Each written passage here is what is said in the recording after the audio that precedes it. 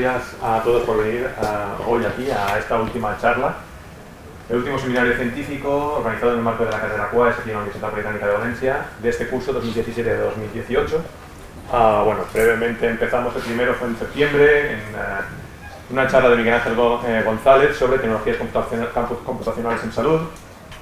Luego tuvimos una mesa redonda en febrero sobre diplomacia científica, el futuro investigador, potenciales futuros investigadores en el Reino Unido en el tiempo del Brexit.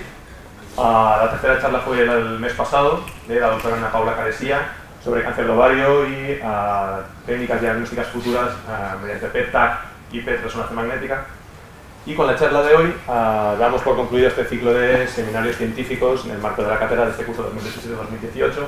Tenemos todavía un evento que es el último día de este mes, el 31 de mayo, el jueves 31 de mayo, que será la segunda jornada de agrigenómica que organizamos. El año pasado estuvo muy chula, tuvimos más de 100 asistentes. En esa primera jornada de agrigenómica se trató bueno, todo el tema de herramientas de edición génica en el entorno de agrigenómica.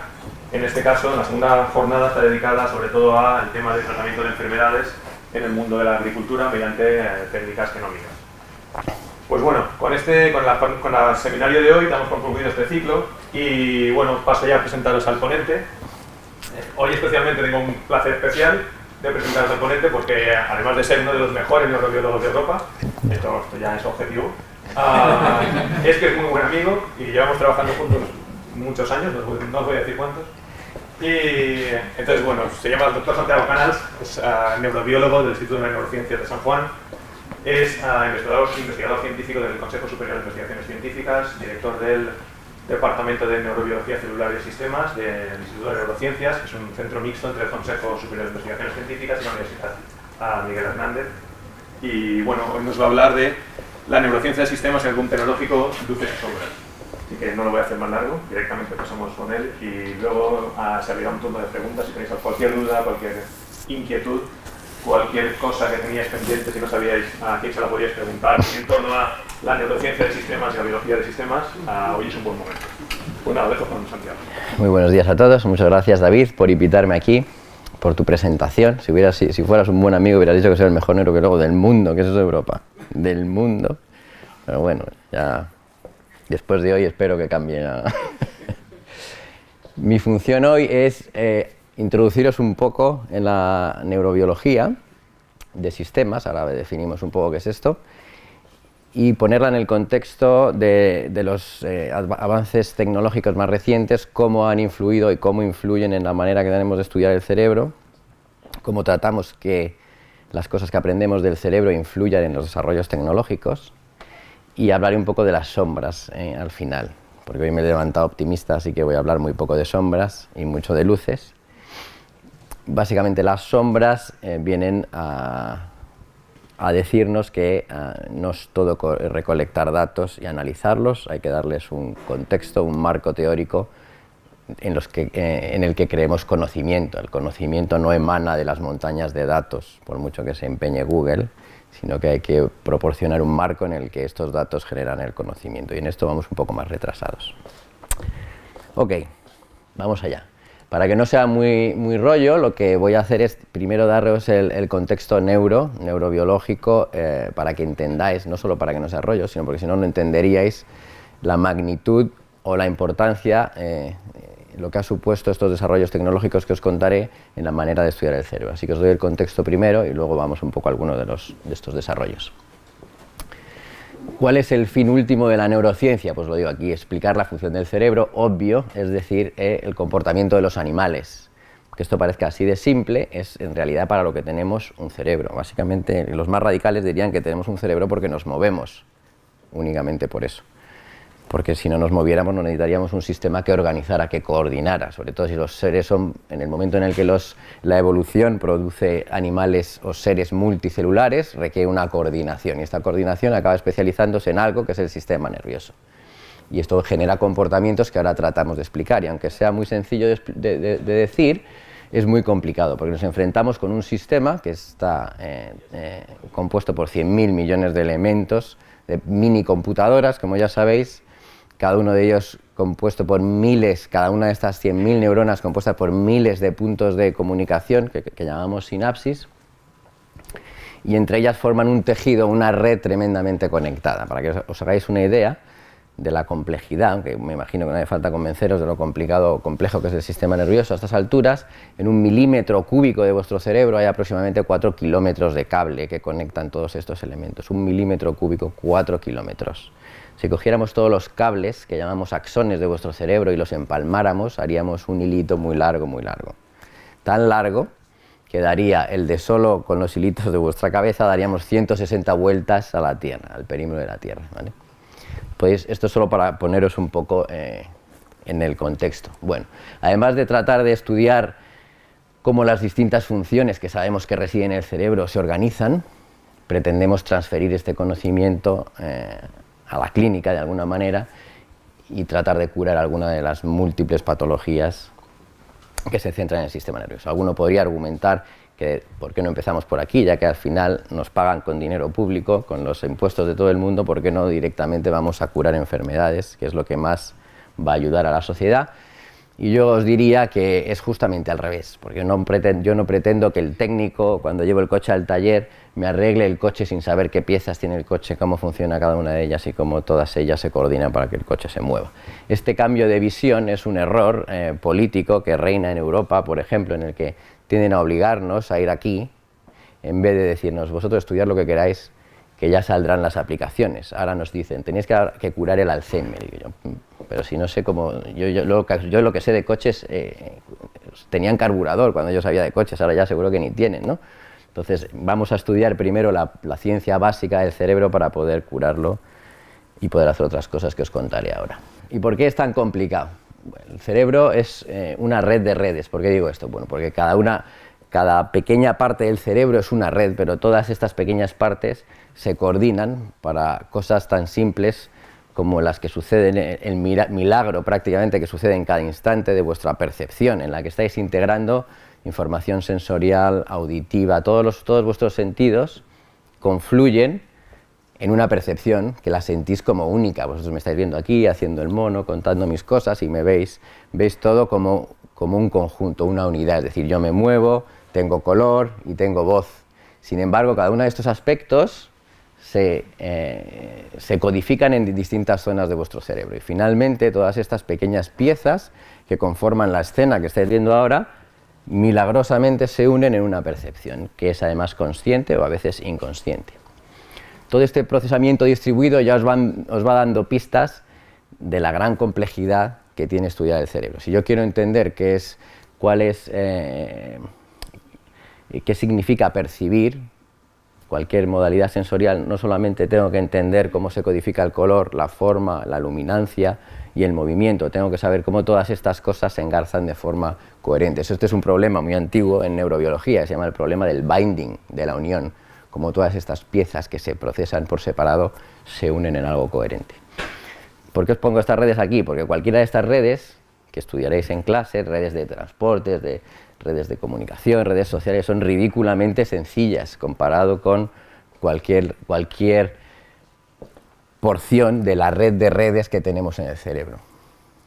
Esto os da idea de la magnitud del problema, pero al mismo tiempo nos sugiere, y os pondré algún ejemplo al final si es que llego, o sea que no, en el que tratamos de entender algunos principios básicos de funcionamiento o de cableado, de estructuración de estas redes tan complejas para trasladarlas a estas otras redes y hacerlas más eficientes, con que sin llegar a entender exactamente cómo funciona el cerebro, en el camino de entenderlo, si somos capaces de saber cuál es la arquitectura funcional del sistema, podremos aprender mucho de cómo se estructuran las redes de una manera eficiente y podremos transferir ese conocimiento a nuestros desarrollos tecnológicos. Esto es lo que se llama a veces como desarrollos tecnológicos neuroinspirados. Bueno, ok, vamos un poquito a lo más concreto. Os he dicho que os iba a dar el contexto y os lo voy a dar con justamente lo que hacemos en el laboratorio, que es estudiar la memoria. ¿Qué es la memoria? No hace falta que os lo explique yo lo que es la memoria, todos sabéis lo que es la memoria porque es algo central para todos nosotros, forma parte de nuestra de lo que somos, básicamente, ¿de acuerdo?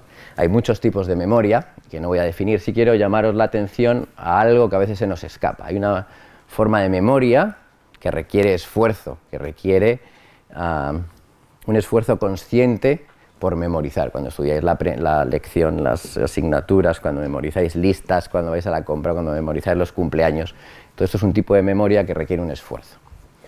Sin embargo, la mayor parte de la memoria que generáis, toneladas ingentes de datos que entran en vuestras bases de memoria, sucede sin ningún esfuerzo y sucede en todo momento. Ahora mismo vuestro cerebro está inundado de información que tiene que manejar de alguna manera.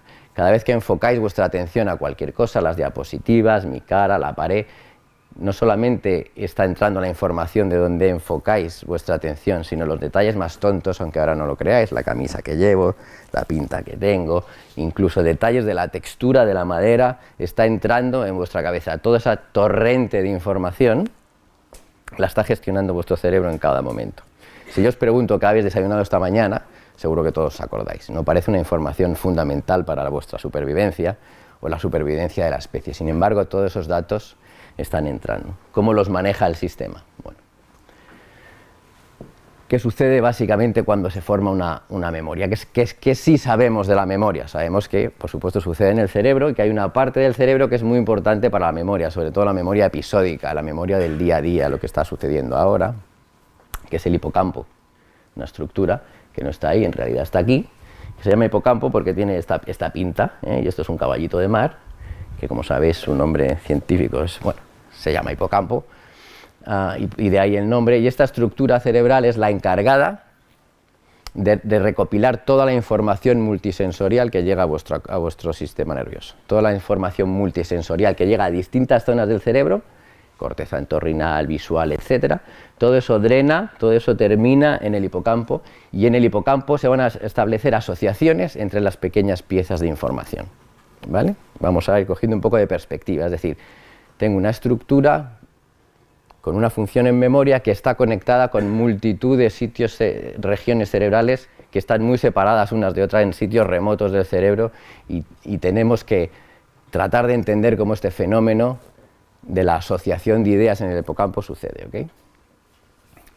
Los ejemplos clásicos ya lo sabéis, del perro de Pavlov, cualquier tipo de ejemplo que os ponga, supongo que el perro de Pavlov sabéis lo que es, ¿verdad? El perrito que oía la campanilla y saliva porque se le crea una memoria, un recuerdo en el que asocia un sonido que no tiene nada que ver con la comida, pero como cada vez que oye la campanilla come, el animal acaba asociando ambas cosas, de manera que el sonido de la campana es predictiva, le permite predecir el futuro, sabe que va a venir la comida.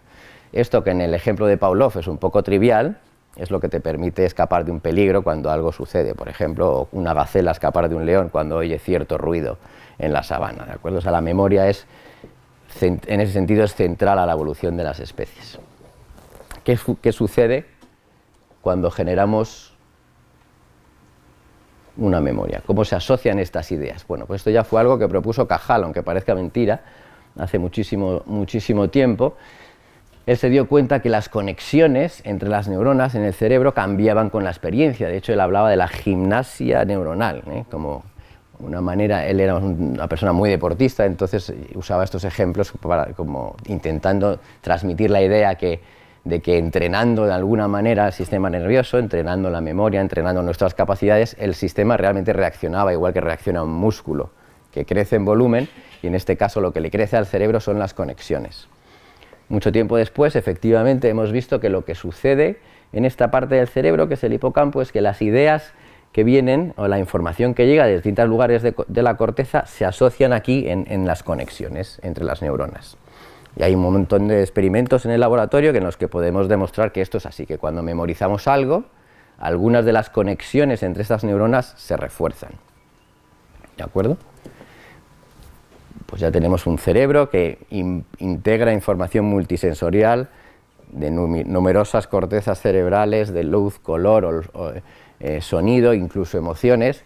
Aquí venimos a lo concreto, donde las conexiones entre las neuronas son necesarias para que esta información se asocie entre sí, y podemos ir más concreto aún. ¿Cómo sucede? ¿Vale?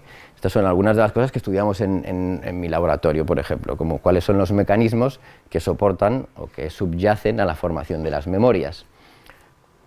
El primer descubrimiento fundamental, ya os lo he dicho, es el hecho de que las conexiones neuronales se pueden fortalecer, se pueden potenciar, pueden cambiar.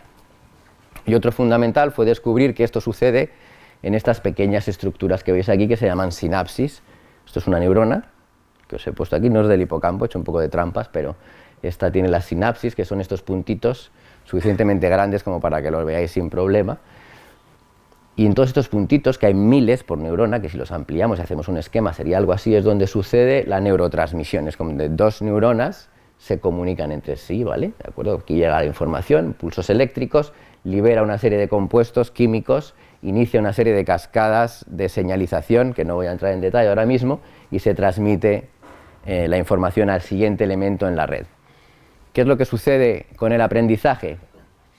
Que cuando una molécula de aquí, que se llama el glutamato, un neurotransmisor, se une a su receptor postsináptico, como se une una llave a un cerrojo, abre o inicia una cascada de señalización en milisegundos, que conlleva una serie de transcripción de proteínas, etcétera, que lo que hace es que esta sinapsis, este contacto, se potencie, se refuerce. Es decir, la información que llega a este punto por estas distintas conexiones, queda asociada a través de un mecanismo de potenciación sináptico. ¿De acuerdo? Pues muy bien. Si esto es así siempre, y como os he dicho, el cerebro recibe continuamente gran cantidad de información, ¿cómo es que no saturamos el sistema? ¿Cómo es que el cerebro no se satura de información inmediatamente o al cabo del día? Bueno, pues de hecho sucede. Cada día, cuando llegáis a vuestra casa, hechos polvo y os tumbáis en el sofá, esperando que algún milagro suceda y que al día siguiente podéis estar funcionales otra vez, lo que sucede es que vuestro sistema está saturado, no admite más información. ¿Cómo se limpia esta información? Durmiendo. Como os he dicho, cuando dos piezas de información se asocian a una sinapsis, esta se potencia, pero esto no se potencia para siempre, hay un periodo de depotenciación. Y esta depotenciación sucede sobre todo, bueno, en muchas maneras, pero sobre todo mientras dormimos. Sí, cuando uno habla de la memoria, tan importante es recordar como ser capaz de olvidar, porque si no todos estos detalles irrelevantes de información que está entrando en vuestro sistema quedarían ahí para siempre, con lo cual nuestro sistema se saturaría y no ganaríamos una información útil. Así que estas sinapsis son bidireccionales, se potencian, se depotencian y todo este proceso sucede en milisegundos cuando se potencian y luego se depotencian, no siempre, en escalas de tiempo que pueden ir de segundos, minutos, horas. ¿Por qué os cuento todo esto? En un momento lo vais a entender. Obviamente no queremos olvidarnos de todo, ¿de acuerdo? Si yo os pregunto ahora mismo qué es lo que desayunasteis hace un mes, el 16 del mes pasado, que ya no sé ni en qué mes estoy, obviamente no os acordaréis, ha habido una depotenciación. Os acordáis de lo que habéis desayunado esta mañana, pero no de lo que habéis desayunado hace un mes, a no ser que desayunarais en algún café fantástico o en algún lugar estupendo, con alguien al lado que os pueda gustar mucho o con algún actor cerca. En ese momento sí recordaríais probablemente lo que habíais desayunado. Y esto es porque tenemos mecanismos que hacen que ciertas memorias perduren, se consoliden. Para que esto suceda, además, el hipocampo no solamente tiene que recibir información, sino que se comunica con otras estructuras que tenemos aquí, que es la corteza prefrontal, etcétera, y hay una serie de mecanismos en los que no voy a entrar, que hacen que algunas de esas memorias que os entran sí duren en el tiempo. Es decir, si queremos entender el sistema nervioso en general o la memoria en particular, necesitamos ser capaces de estudiar el cerebro a todos estos niveles que os pongo yo aquí, desde tanto niveles espaciales como temporales, ¿vale? A nivel espacial tenemos que irnos a lo microscópico, desde las sinapsis que os hablaba antes, que se potencian y nos permiten recordar cosas, ¿de acuerdo? Este es el nivel microscópico, de hecho menos. Tenemos que saber no solamente cómo funciona una sinapsis, tenemos que saber cómo estas sinapsis producen información que se integran al nivel celular, cómo estas células o neuronas interaccionan con sus vecinas en las mismas cortezas, por ejemplo en la corteza visual, cómo las neuronas se codifican el color, realmente lo hacen, compartiendo información entre ellas que viene desde la retina, cómo se comunican con otras regiones cerebrales que codifican otras partes de la imagen o de la escena que estás viviendo, y cómo todas estas regiones cerebrales finalmente se conjugan para o generar nuestra experiencia consciente o para producir una memoria completa, etc. Si seguimos avanzando en la escala espacial, al final llegamos al nivel ecológico, porque el cerebro no ha evolucionado en el vacío, sino que ha evolucionado en una especie que somos nosotros, que somos tremendamente sociales, en el que las interacciones entre los distintos individuos son fundamentales. Así que si realmente queremos entender con mayúsculas el cerebro, no nos va a valer únicamente todos estos niveles, vamos a tener que estudiar el cerebro en sociedad, en grupo. En grupos de animales que interaccionan, en grupos de animales, de humanos que convivimos. Y los tiempos pues vienen aquí desde la transmisión sináptica en milisegundos, interacciones, incluso submilisegundo, interacciones neuronales, tiempos de reacción, cuando os piden que reaccionéis cuando veáis la letra A apareciendo en el monitor, tardáis unos cientos de milisegundos, tiempos más largos de computación en orden de los segundos, minutos, podemos irnos a horas, días, años si hablamos de memoria, o podemos irnos a la evolución de las especies si queremos entender el cerebro en sociedad.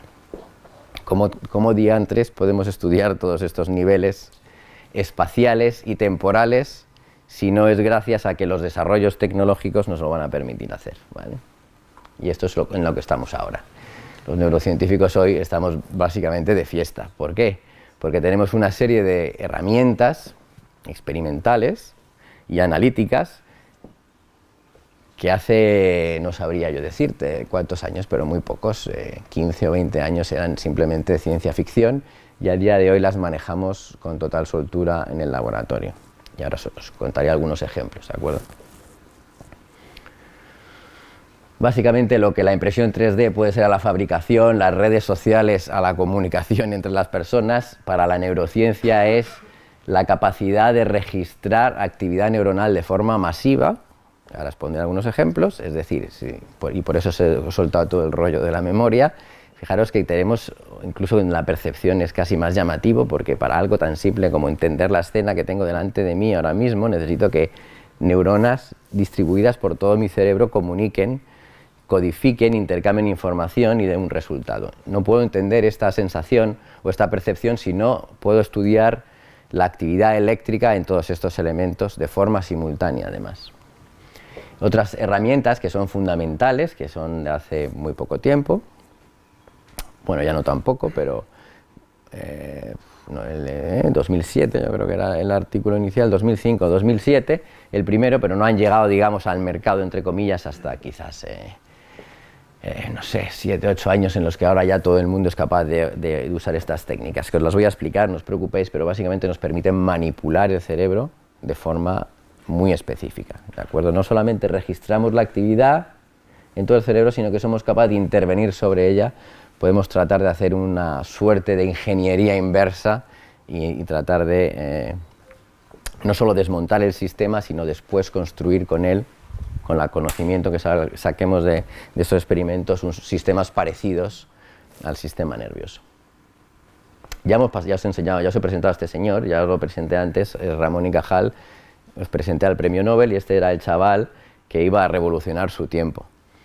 Ya hemos pasado por aquí, ya hemos pasado por esto de las nuevas capacidades experimentales, esto de la revolución tecnológica ya ha estado aquí, no era tecnológica y eran otros tiempos, pero ya este señor lo que hizo fue básicamente una revolución simplemente mejorando una técnica de tinción que no inventó él, la inventó Golgi, y lo que él hizo fue perfeccionarla un poco más allá hasta el punto de que le permitiera, en vez de ver una red de neuronas, ver neuronas individuales. Con esa información lo que hizo fue revolucionar la neurobiología de su tiempo, trajo lo que es la neurobiología moderna y el salto en conceptos, el salto conceptual que siguió a este pequeño desarrollo técnico, más un montón de trabajo y un montón de acumulación de datos, fue de un calibre que no hemos tenido otro en neurociencias antes. Este es el tipo de salto conceptual que aún no hemos dado y que forma parte de las sombras a las que me refiero en el título de mi charla. Tenemos que, con las maravillas que podemos hacer a día de hoy, para adquirir y analizar datos tenemos que dar el salto conceptual que hizo Cajal, mejorando una tinción histológica simple y usando microscopios que prácticamente son de juguete, vamos, bueno, ni siquiera de juguete. Yo le regalo a mis hijos un microscopio así y no sé qué me dirían, pero realmente muy simples. Y esta es la diferencia, ¿eh? Lo que pudo hacer Golgi, que también recibió el premio Nobel, fue describir el cerebro como un sinsitio, algo sin células, una red por la que circulaban corrientes eléctricas. Y la diferencia de esto a lo que hizo Cajal fue decir que el cerebro estaba compuesto por elementos que se comunicaban entre sí a través de unas estructuras. La sinapsis no le dio el nombre él, se lo dio Sherrington, pero esa pequeña diferencia cambió todo, porque como habéis dicho hace un momento, el secreto de la plasticidad del cerebro está en las sinapsis. ¿Cuál es el peligro? O, dicho de otra manera, que hoy me he levantado optimista, si no somos capaces de registrar de esta forma masiva la actividad neuronal, pues, bueno, podríamos todavía registrar unos pequeños grupos de neuronas aquí y allá y tratar de entender el cerebro. Esto lo hemos hecho durante mucho tiempo. Esto no solamente es un freno al desarrollo, digamos, o a la evolución de la neurociencia, al desarrollo científico, sino que puede dar lugar a conceptos totalmente falsos. Porque si estamos diciendo que el cerebro codifica la información de manera distribuida, no podemos pretender entenderlo registrando single cells, iba a decir, neuronas aisladas. ¿De acuerdo? Este señor, el señor Adrian, en el 1932, ojo, ya se dio cuenta, este era su laboratorio, una cosa como de Frankenstein, y en este tiempo ya él decía que había que abandonar, ya eran capaces de registrar por fin actividad eléctrica de una manera más o menos decente y estaban todos como locos registrando neuronas. Y él ya en esta época dijo, ojito, esto está muy bien, pero tenemos un problema local, tenemos que perder la obsesión con las neuronas. Lo que tenemos que estudiar realmente es cómo grandes grupos de neuronas interactúan entre sí.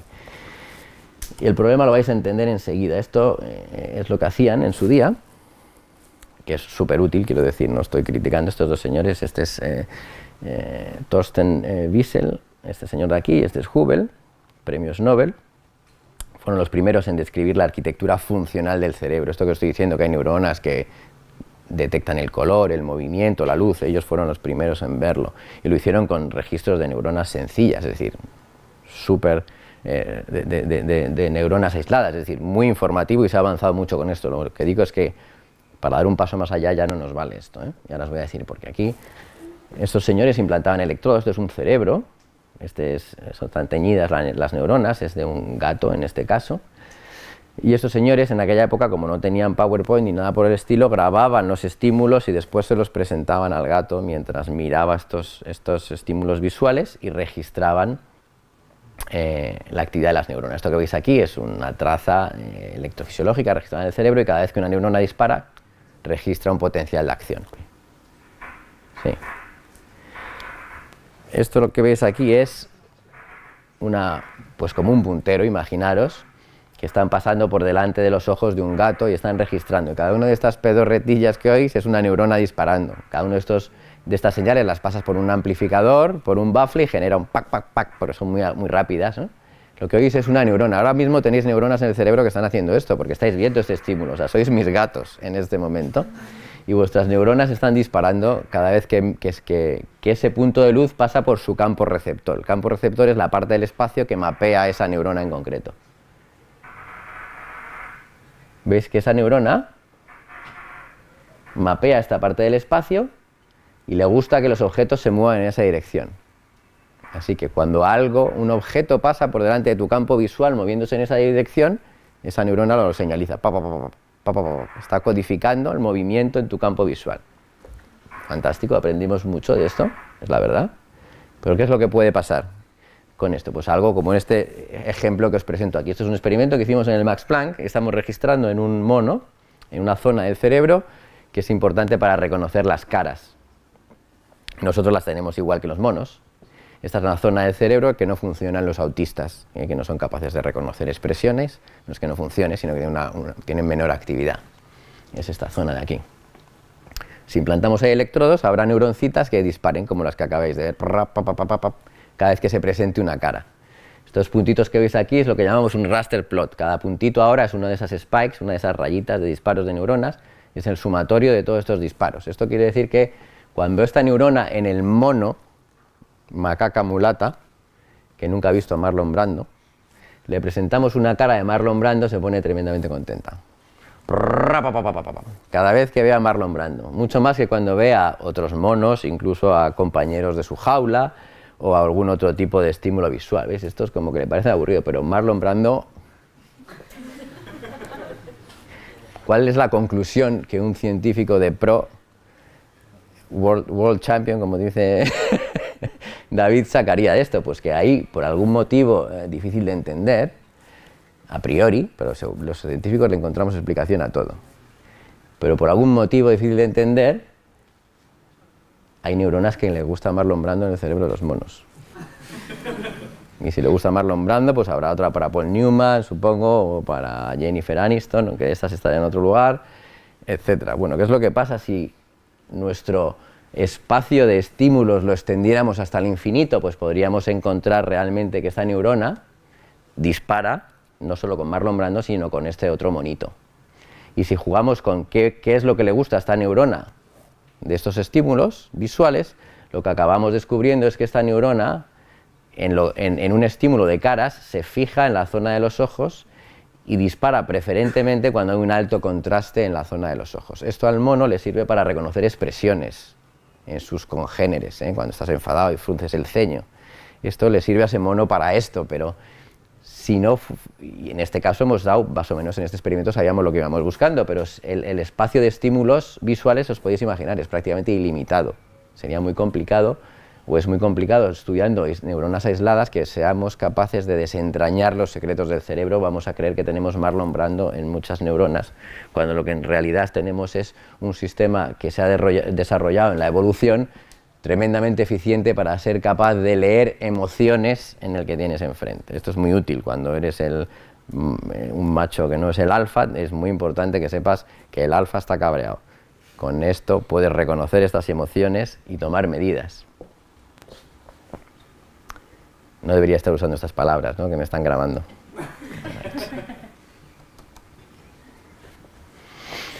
Bueno, ¿cómo hemos solucionado este problema? Pues de muchas maneras, pero una de ellas es con esta maravilla de sistemas de registro que teníamos a día de hoy, algunos de los cuales están basados en tecnología CMOS, que vosotros sabéis mucho mejor que yo lo que es, y que nos permiten registrar de entrada.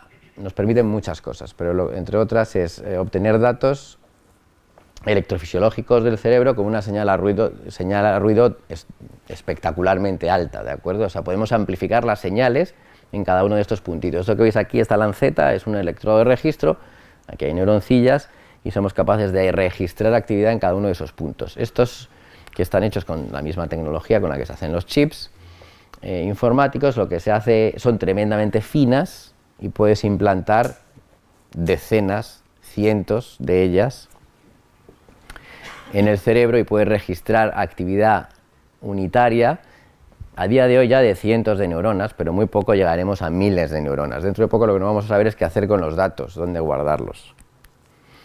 Podemos implantarlas en muchos sitios distintos. Por ejemplo, en este experimento que hicimos en nuestro laboratorio estudiábamos cómo esta plasticidad sináptica que os hablaba antes cambia el flujo de información en el cerebro, ¿de acuerdo? Es una plasticidad sináptica que emula de alguna manera el aprendizaje, que se llama LTP, del inglés Long Term Potentiation, que quiere decir potenciación a largo plazo. Hace referencia a que la sinapsis se potencia, como os decía antes, y dura en el tiempo. Sería una suerte de memoria consolidada, no esta que perdíais de que desayunasteis hace un mes, sino la que se te queda.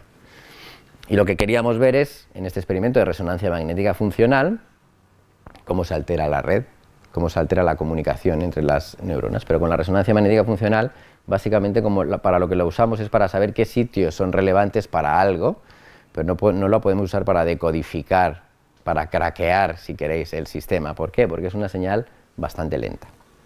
No depende de la actividad neuronal per se, sino de la respuesta vascular. Esto hace que sea muy lenta y nos perdemos esas escalas temporales que os decía antes de los milisegundos. Pero nos da una información tremendamente útil porque nos hacen mapas globales del cerebro de dónde están sucediendo las cosas. Lo que hacemos con estos electrodos tan fantásticos ahora es implantarlos en las zonas que sabemos que son relevantes.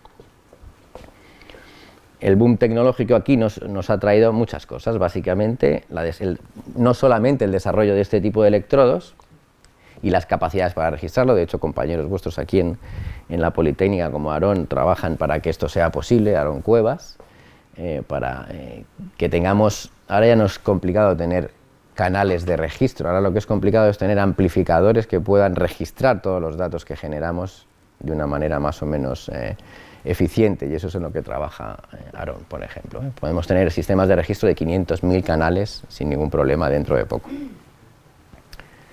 Y además tenemos más cosas importantes, y es la capacidad analítica para manejar estos datos. Bueno, pues luego os contaré algún ejemplo más. ¿Qué más nos ha traído el boom tecnológico? Todas estas cosas que os estoy mostrando en realidad surgen de colaboraciones parecidas a las que tenemos David y yo desde hace años, en las que el mundo de ingenieros y el mundo más de biólogos se ponen de acuerdo y desarrollan desarrollan aplicaciones para solventar problemas experimentales o problemas científicos concretos, ¿de acuerdo? Este que os pongo aquí, por ejemplo, es un sistema óptico miniaturizado, es como un microscopio, pero este es el dedo del tipo, ¿verdad? Y aquí tenéis el sistema de microscopio que te permite registrar actividad de poblaciones neuronales con el bicho despierto y haciendo al animal. Esto solo se puede aplicar por ahora en animales de experimentación. Los electrodos que os he mostrado antes se usan en humanos, por ejemplo, para definir territorios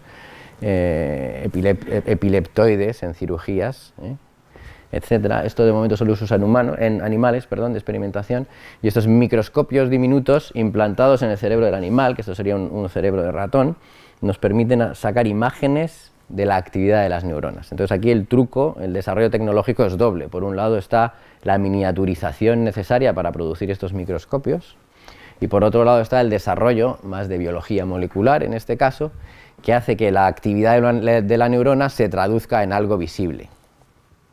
¿Cómo hacemos ese truco? Bueno, esto ya es un poquillo más de detalle quizás, pero bueno, me parece interesante. Cuando la neurona, ya sabes que las neuronas funcionan básicamente con corrientes eléctricas, pero hay una serie de procesos en la sinapsis que liberan estos neurotransmisores, que os decía, que se potencian, etcétera. Para que el paso de la neurotransmisión suceda, se tiene que liberar calcio. Y el calcio es muy útil para todas estas herramientas. ¿Por qué? Porque podemos desarrollar estructuras moleculares, quelantes, que unan el calcio. Y al unir el calcio induzcan un cambio conformacional en la molécula, ¿vale? Aprovechando este truco que sucede en la naturaleza continuamente, si uno usa dos fluoróforos diferentes y induce un cambio conformacional en una molécula cuando ésta une calcio, puede hacer que la fluorescencia emitida aumente mucho cuando aumente la concentración de calcio en la neurona. Así que traducimos la actividad eléctrica neuronal que genera un aumento transitorio de la concentración de calcio en una señal de luz que tenéis aquí. Traducimos la actividad neuronal en luz y la registramos con estos mini microscopios.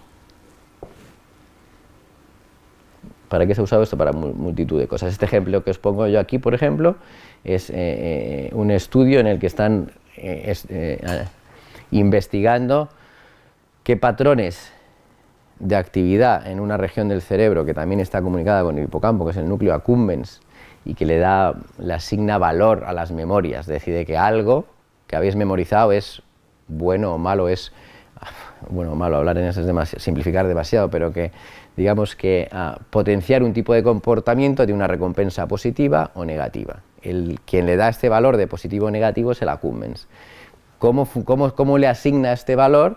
No lo sabemos exactamente, y sabemos que en problemas, como el que también estudiamos en el laboratorio, como la adicción a las drogas o el alcoholismo, lo que sucede es que, porque las drogas parasitan este sistema, transforman un estímulo que es neutro en un estímulo que, a pesar de ser negativo a la larga, el sistema lo toma como positivo y refuerza el comportamiento que lleva a volver a consumir las drogas. ¿Cómo sucede esta transformación que llamamos del consumo, por ejemplo, social al consumo compulsivo? Es algo que pensamos que sucede en esta estructura, que es el núcleo accumbens, y en este estudio básicamente trataban de entender qué es lo que sucede registrando estas neuronas. No voy a entrar en los detalles, pero es algo que no se podría hacer si uno no puede registrar un gran número de neuronas en un núcleo relativamente pequeñito, mientras el animal está pasando de este consumo moderado, que en nuestro caso sería el consumo social, a un consumo compulsivo o patológico. Cuento estos ejemplos para que veáis Otra manera de registrar actividad de forma masiva es a través, actividad o función cerebral de forma masiva es a través de la imagen cerebral no invasiva. Y para eso es fundamental que uno tenga muchos amigos que sepan hacer estas cosas. Aquí veis a David, le veis aquí, pero a muchos, yo creo que está tan llena la sala porque sabían que iba a poner esta diapositiva, pero bueno, muchos, todos los estudiantes, que algunos están por aquí trabajando en distintos proyectos en los que tratamos de hacer realidad sacarle partido a este boom tecnológico y ser capaces de extraer datos buenos del cerebro. Bueno, pues en colaboración con David y su grupo aquí en el Poli, durante mucho tiempo ya, hay que decirlo, ya llevamos tiempo en estos negocios, hemos tratado de usar estas herramientas de imagen cerebral para muchas cosas, pero una de ellas básicamente combinarlas de manera multimodal para generar lo que nosotros llamamos huellas cerebrales o fingerprints de distintas condiciones, casi siempre condiciones patológicas, algo así como biomarcadores de imagen que nos permitan, por un lado, diagnosticar enfermedades neurológicas y psiquiátricas, que esto es útil, ¿verdad? Pero lo que hemos descubierto es que no solo nos valen para eso, sino que podemos incluso tratar de predecir el pronóstico de ciertas situaciones, incluso podemos tratar de predecir la eficiencia de los fármacos, o lo que es más interesante aún. En base a una huella cerebral multimodal, podemos decir qué paciente va a responder, hipotetizamos que esto es posible en base a estas aproximaciones, hay que demostrarlo de una forma clara y robusta, que podemos decir que qué paciente se puede beneficiar de qué tratamiento. Ya sabéis que una enfermedad se puede tratar de diferentes maneras, y hay quien responde a un tratamiento y quien responde a otro, y esto es una prueba de ensayo y error, que es la manera habitual en medicina de hacer las cosas. Con esto lo que pretendemos es saltarnos ese paso y decir, con esta huella de conectividad tú te vas a beneficiar de este tratamiento y no del otro. Bueno, no he explicado qué es lo de la imagen multimodal, pero es bastante claro, y yo creo que con la audiencia que hay aquí no hay que dar muchas más explicaciones, pero bueno, para los que no lo sepáis, podemos adquirir imágenes de muchos tipos con la resonancia magnética, imagen funcional, que como os habéis dicho hace un momento depende de la respuesta vascular y nos habla de la función del cerebro, imagen estructural, que nos habla de su anatomía, y podemos hacer distintos tipos de imagen estructural, dependiendo del contraste de imagen que usemos, podemos ver más el contenido de agua del tejido, podemos ver la conectividad, si hacemos tractografía, etcétera, etcétera. Lo que vimos nosotros, concretamente lo que vieron el grupo de David en un proyecto que tenemos conjunto sobre alcoholismo, es que el beneficio que se obtiene de combinar estas modalidades, en lugar de mirar una y luego mirar otra, o ver esta por separado, digamos, la aproximación clásica del radiólogo, en lugar de eso, cuando uno las combina, el beneficio que obtiene es mucho mayor, digamos que se combinan de manera sinérgica. Combinando estas modalidades de imagen en plataformas de Machine Learning, o sea, usando herramientas o estrategias de análisis de Big Data, que vosotros conocéis perfectamente, aplicadas a los datos de imagen multimodal, nos dimos cuenta que esta combinación nos permitía de hacer cosas que hasta el momento, y en este caso todavía con un modelo animal, porque es la manera de mostrar primero las cosas antes de llevarlas a la clínica, un modelo en el que realmente conoces cuál es el problema. Acordaros del coche, si no sabes cuáles son las piezas que se han estropeado no puedes saber cómo arreglarlo. En enfermedades como el alcoholismo es complicado de entrar a aproximarse al paciente porque es una patología muy compleja, pero tenemos modelos animales muy buenos en los que realmente conocemos cuál es el problema, porque eso lo has inducido tú en este caso. En este tipo de modelos hemos podido demostrar que, por ejemplo, un consumo alto, pero relativamente corto en el tiempo, un mes de exposición a dosis de alcohol equivalentes a las que consume un alcohólico, entre 5 y 6 gramos de alcohol por kilo, que eso no nos dice nada, pero para que os hagáis una idea, son aproximadamente 2 botellas de whisky o vodka al día. Esto es lo que consume un alcohólico, entre 1 y 2 botellas. Esas dosis, pero durante solo un periodo de tiempo de un mes, induce un cambio en el parénquima cerebral que podemos detectar con esta tecnología y que perdura en el tiempo. Aunque el sujeto, en este caso el animal, deje de consumir, esa huella cerebral persiste en el tejido. ¿A dónde nos ha llevado esa investigación? Que sería imposible, como os digo, sin este tipo de aproximaciones de adquisición masiva de datos y análisis masivo de datos. Nos lleva a 2 sitios. Uno, a estudiar los mecanismos, que es lo que os decía aquí, que he pasado de puntillas, pero esto es muy importante, la patogénesis, ¿eh? No se trata solo de diagnosticar, hay que entender la enfermedad. Esto nos lleva a estudiar, a identificar cuáles son las características de la imagen que se asocian más claramente a la condición patológica y, como tenemos modelos animales, ver cuál es el problema. Y esto es lo que estamos haciendo ahora, que no os voy a dar los detalles porque no va de esto la charla, pero tiene que ver con respuestas neuroinflamatorias que no se nos hubieran ocurrido nunca antes, que pudieran estar detrás de la génesis de una condición de dependencia al alcohol. Por otro lado, ¿qué es lo que hemos podido ver? En estas manchitas que os pongo aquí, esto es un cerebro de rata, por cierto, que ya lo debéis saber todos, pero por si acaso. Estas manchitas que veis aquí, que son clústeres de voxels, que son píxeles tridimensionales, lo que nos están indicando son las zonas, ¿vale? Es en el mismo experimento que os decía antes, en el que con un mes de consumo de alcohol produce un cambio en el parénquima. Vimos algo muy interesante también. Bueno, es interesante pero preocupante, que retiras el alcohol y el cambio perdura, pero cuando tratábamos estos animales con el medicamento estándar de los alcohólicos, que es la naltrexona, un antagonista de receptores opioides, estos animales dejan de beber. Casi del todo. Esto no pasa en los humanos, y este es el origen de este proyecto, es exactamente ese. Entender con herramientas translacionales, que esto no lo había dicho aún, pero frente a las desventajas de la imagen, de la resolución temporal y espacial comparada con la electrofisiología, la principal ventaja de estas técnicas es que se pueden trasladar inmediatamente al humano. Podemos aplicarlas en el humano porque no son invasivas. Ya se me ha ido un poco el hilo, pero bueno. ¿Dónde estaba? Sí, lo que vimos en estos experimentos es que cuando tratábamos con naltrexona y los animales dejan de beber, aún vuelve a cambiar la huella de conectividad. Es decir, hay una huella de conectividad, perdón, la huella multimodal en el parénquima. Es decir, hay una huella, una alteración en el parénquima asociada al tratamiento con naltrexona que sabemos que está asociado a que los animales dejen de beber. Entonces la pregunta siguiente es inmediata y las técnicas de análisis tipo Big Data nos la facilitan. Es ¿dónde en el cerebro del animal, en este caso, sucede este cambio? Porque ahí donde el fármaco, la naltrexona, produzca el cambio que trae consigo que el animal deja de beber, es el sitio que nos tiene que interesar para ir a buscar en el humano y ser capaces de manipular o modular su actividad para tratar de conseguir de una manera más eficiente que lo que hace la naltrexona en los humanos, tratar de conseguir que los humanos dejen de beber. No dejen de beber, el problema fundamental en el alcoholismo es que los humanos alcohólicos en abstinencia recaen. Es relativamente fácil para un alcohólico dejar de beber porque es una carga, es una droga que trae muchos problemas sociales, entonces es relativamente fácil que ellos se convenzan de que tienen que dejar de beber. El problema es que recaen.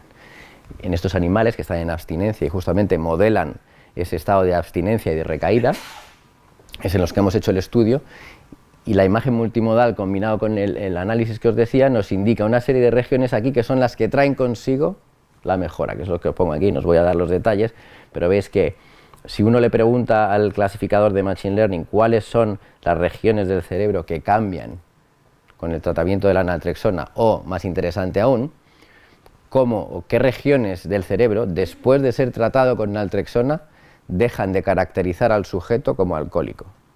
O sea, hay unas zonas del cerebro que decían de manera crítica, este sujeto es alcohólico. Después de tratarle con naltrexona, algunas de estas regiones cambian y ya no servirían para clasificarlo, que es justamente lo que queremos, es decir, ya deja de ser una huella del alcoholismo y las podemos identificar perfectamente. Algunas ya sabéis cuáles, ya sabéis los nombres por los que os he dicho. Estas zonas de aquí que saltan, y esto es todo lo que decimos bottom-up. No estamos trayendo hipótesis a priori, no le hemos dicho nada a los datos y no le hemos dicho nada al clasificador. El clasificador nos dice o señala cuáles son las regiones. No es que yo haya ido a pescar esta zona de aquí, que milagrosamente es el núcleo accumbens, del que ya os he hablado. El accumbens es uno de los targets claros donde la naltrexona hace su efecto, pero también hay otras regiones del cerebro donde hace su efecto. Y ahora que ya sí que me estoy enrollando, pero para que entendáis la importancia de esto, y voy mal, pero bueno. ¿Qué es lo que sucede en el accumbens y en la naltrexona y en los humanos? ¿Por qué es tan eficiente la naltrexona en los animales y no en los humanos? No lo sabíamos. Pero una cosa que sabemos ahora, después de esta imagen y viendo cómo se distribuyen los receptores, las moléculas que detectan o que transducen la acción de la naltrexona, sabemos que los subtipos de moléculas que hay en el accumbens de la rata y del humano son totalmente distintos. Es posible que las drogas que estamos usando y que son efectivas en estos animales no lo sean en humanos, precisamente porque la naltrexona no está haciendo lo que hacen los animales. Y dices, qué pena, pues ya no puedo hacer nada. Error, ahora es cuando puedes hacer algo. Ahora lo que tienes que buscar es el fármaco o la combinación de fármacos que actúe en estos sitios. Ahora ya sabes que estos son los sitios interesantes, vamos a ir a buscar ahora la combinación de fármacos que nos permita manipular la actividad en estos animales. Bueno, esto es un poco más de lo mismo, así que me lo voy a saltar. ¿Cuál es la idea entonces? Con estas huellas de conectividad cerebral, me sobra, fíjate, una R por ahí, somos capaces, digamos, de ver, sacar imagen, al no ser invasivo además, otra de las ventajas que tiene es que la podemos hacer imagen longitudinal, podemos seguir un proceso patológico en el tiempo sacando imágenes, podemos estudiar distintos estados en la misma patología. La idea es que si tú tienes un estado saludable del cerebro, esta red, imaginaros que representa el cerebro y sufre perturbaciones continuamente, pero un estado sano, esperamos o sabemos de alguna manera que hay una homeostasis, digamos que esto está en un equilibrio, que si las perturbaciones son relativamente pequeñas, el sistema puede absorberlo y no desemboca en una enfermedad. Después de una lesión o una enfermedad más grave, hay una idea generalizada, y es que esa zona afectada va a funcionar mal y todas las conexiones de esta región con el resto del cerebro van a estar alteradas. Con el tipo de herramientas de imagen y análisis que os he presentado, los datos sugieren otra cosa. Sugieren que en un sistema como el cerebro, tan densamente conectado, una vez que cambias una de estas bolitas, una vez que cambias el equilibrio en una región del cerebro, no solamente se desequilibran estas conexiones, sino que todo el sistema se desequilibra. ¿Cómo podemos encontrar cuál es este nuevo estado? No hay otra manera, por ahora, a día de hoy, que usando herramientas que nos permitan obtener información de todo el cerebro simultáneamente. No nos vale registrar una neurona, necesitamos registrar actividad en todo el cerebro para ser capaces de mapear este cambio estructural y funcional. Los datos sugieren que estamos en algo así, necesitamos las herramientas, parece que ya las tenemos, para mapear este tipo de cambios, y la esperanza, como os decía, es una vez que sabemos cuáles son los problemas, tenemos que ir hacia atrás, tenemos que ser capaces, y esto ya es futuro, esto ya es digamos, no un brindis al sol, porque es lo que tenemos en nuestro proyecto, que decimos que vamos a intentar hacer. Una vez identificadas estos fallos en las conexiones y las regiones cerebrales que son relevantes, vamos a manipularlas para intentar recomponer el circuito original, y si no 100% original, como en este esquema, que es facilísimo arreglar las cosas en el esquema, ¿verdad? Pero digamos que aproximarnos a una situación más parecida a la normal. Y con esto voy a ir acabando en breve, pero todavía me queda un poquillo. Como hemos empezado en punto, yo ya iré tarde. No, me queda muy poco. Aquí llego a la optogenética y a la farmacogenética, aunque solo os voy a explicar la optogenética. Y engarza con lo anterior, vamos a manipular el sistema de una forma más o menos específica. ¿Qué es esta maravilla de la técnica, del desarrollo tecnológico, que es un regalo para los neurocientíficos? Pues es lo que os voy a explicar aquí ahora mismo. Esto es una proteína que usan microorganismos marinos, algas microscópicas, unicelulares, para aproximarse a la luz. ¿Sabes tú qué interés? Son fototácticas, están en grandes profundidades, y para ir buscando la luz que necesitan para ciertas que enzimas funcionen y hacer cascadas metabólicas, van buscando la luz.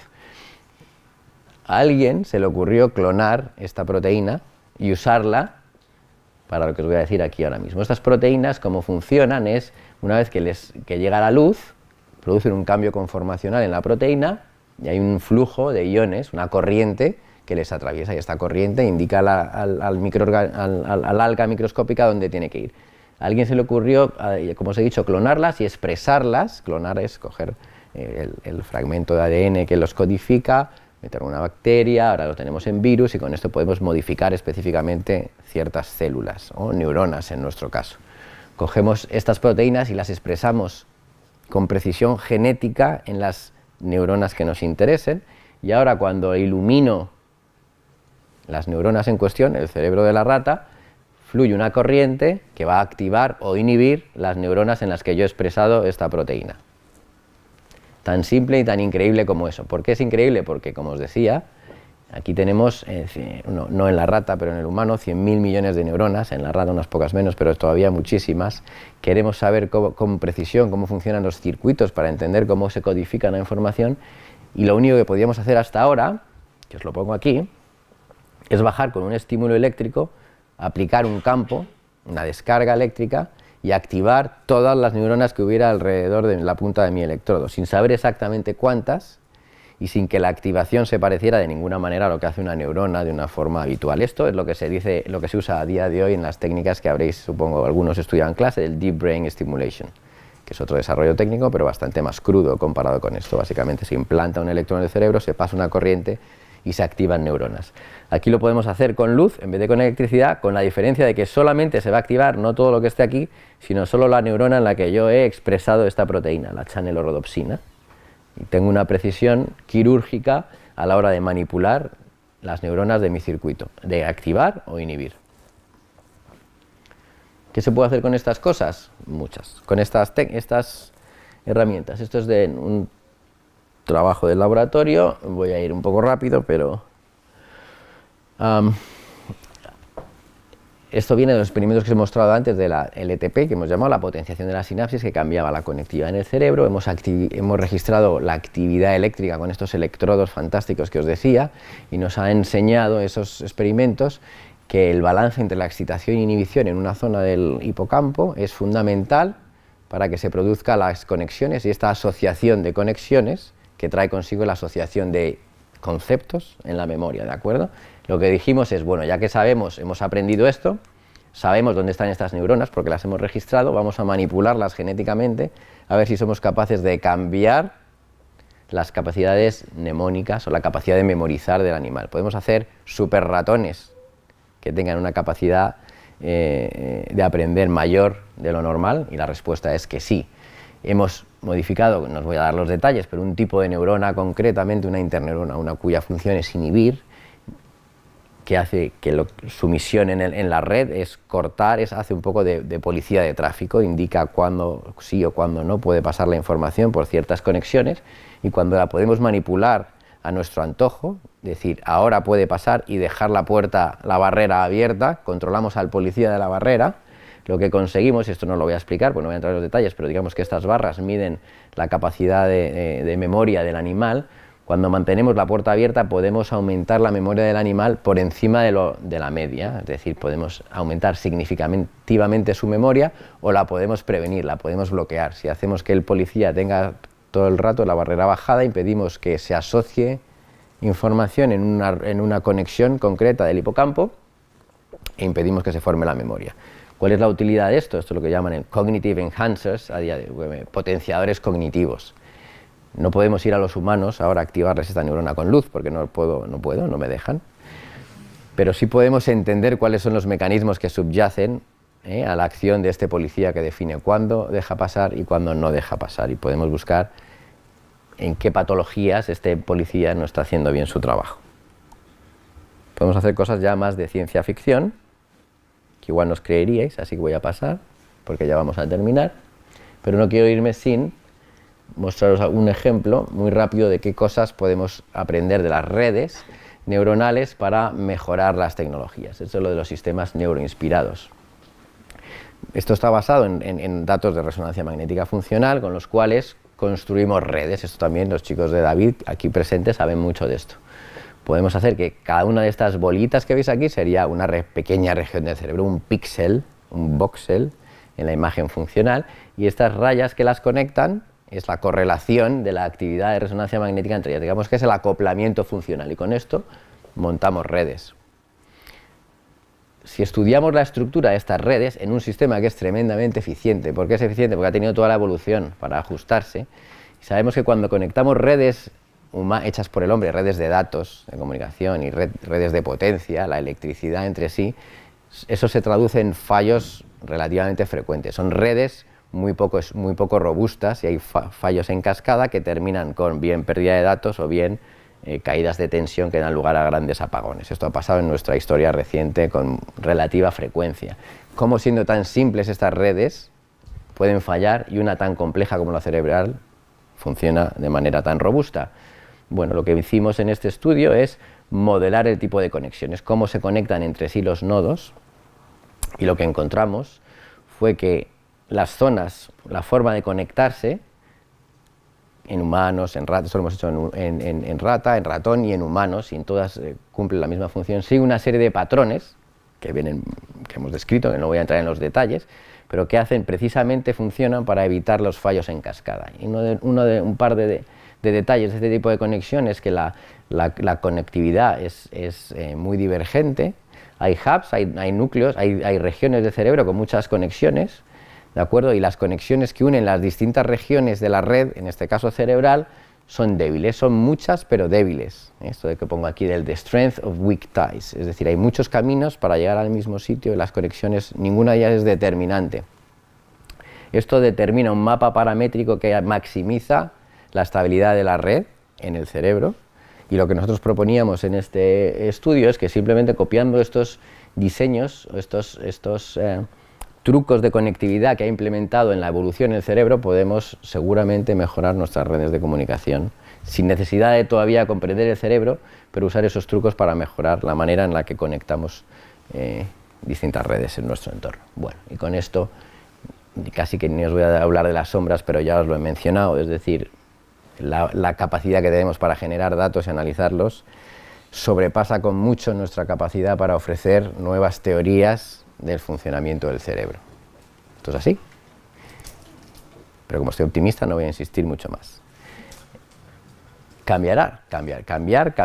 Estamos en la fase, acordaros de Cajal, estamos en la fase de se han hecho los desarrollos tecnológicos, estamos acumulando datos, trabajamos mucho, todos los aquí presentes, y en un momento dado seremos capaces de, como en los puzzles, encajar una pieza y que de repente una docena más de ellas se encajen de golpe y daremos un cambio, un salto conceptual como el que fue Cajal capaz de dar. Y con esto, de fondo, lo dejamos. Gracias.